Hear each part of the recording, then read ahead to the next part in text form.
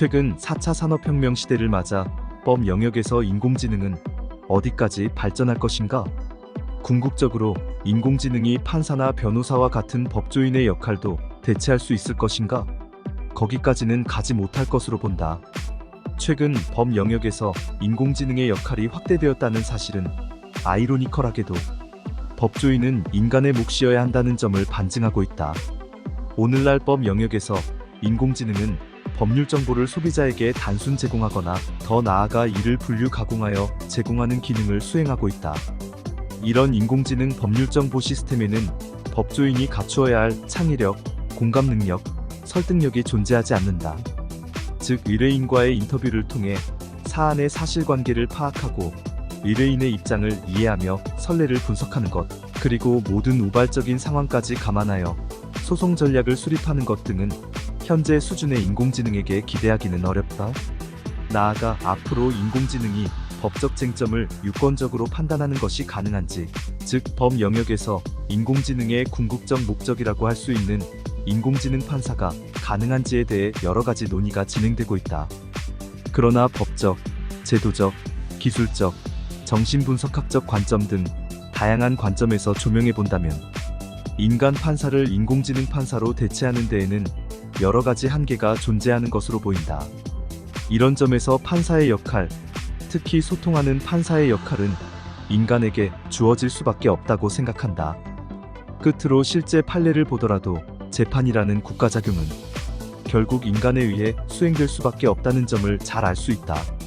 예컨대 우리에게도 잘 알려진 미국 연방대법원의 1954년 브라운 사건에서 마셜 변호사는 초등교육에서 흑인 학교와 백인 학교를 분리하는 것은 인간의 본질적 존엄을 해치는 것이라고 주장하였고, 연방대법원도 이에 공감하며 해당 분리 정책은 헌법에 위반된다고 판시하였다.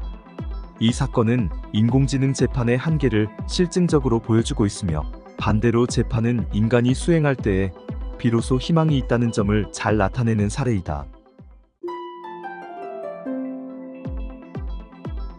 우리나라는 저출산 고령 사회의 영향으로 인구가 감소된 반면에 나홀로 가족이 증가되고 있다. 최근 나홀로 가족과 도시에 사는 도시민들은 반려견이나 반려묘 등을 키우는 사례가 증가되고 있다.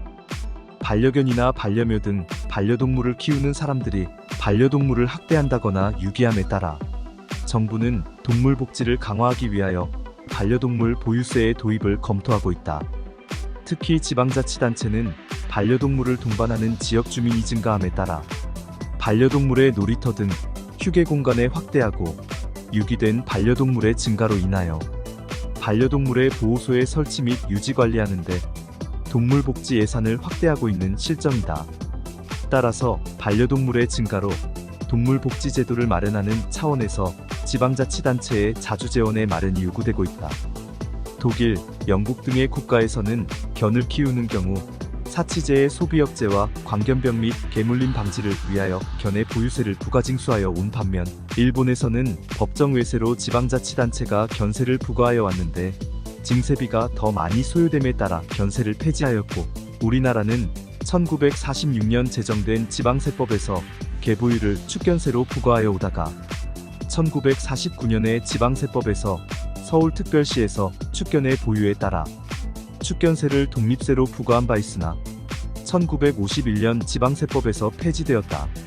국가가 반려동물의 복지를 강화하기 위하여 반려동물 보유세 도입을 한다고 하더라도 그동안 견보유세 시행하여 오던 유럽 국가의 몇몇 지방자치단체에서 견보유세를 폐지한 사례가 있고, 반려동물의 보유자가 견 또는 고양이에 대해서만 보유세를 부과함에 따른 반발이 일고 있다.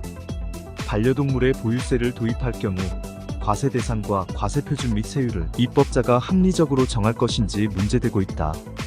따라서 반려동물 보유세 도입에 따른 재정 고건 강화의 필요성과 독일, 네덜란드, 미국 등의 외국의 입법례를 고찰하여 우리나라의 시사점을 모색한다. 또한 조세법률주의에 의하여 반려동물 보유세의 지방세법의 도입 방안을 제시한다.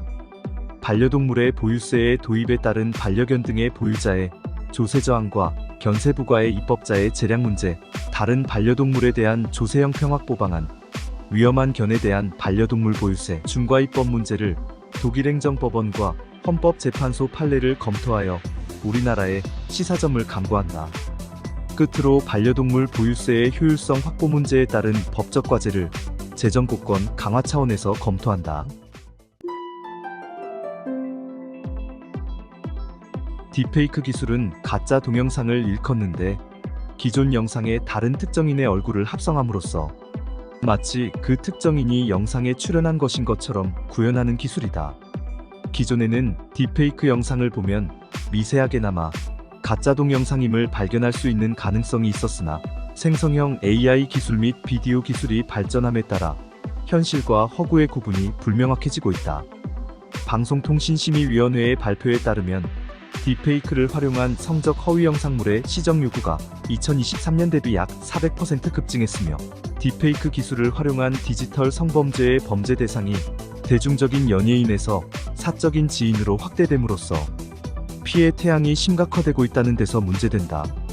우리나라 현행법상 허위 영상물 등은 제작 및 유포, 재유포가 법적으로 금지되고 성폭력 범죄의 처벌 등에 관한 특례법 제14조 2가 새로이 입법되면서 딥페이크 기술을 활용한 디지털 성범죄에 대한 직접적 처벌이 가능하게 되었으나 페이크 포르노는 본질적 특성상 페이크, 즉 허위의 영상인 바 그 영상물이 허위인 이상 개인의 프라이버시를 침해했다고 보기는 어렵고 나아가 개인정보 침해에 해당하기는 어렵다는 한계가 있다.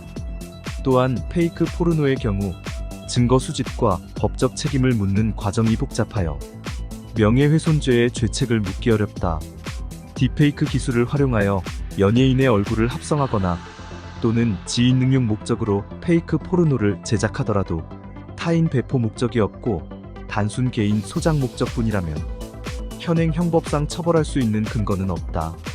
이러한 한계를 보완하기 위하여 미국, 중국, 일본을 비롯한 외국 입법례를 살펴보았고 실효적인 대응을 위한 방안으로 국제 공조 강화 및 관련 기관과의 협업, 위장 수사가 필요하다.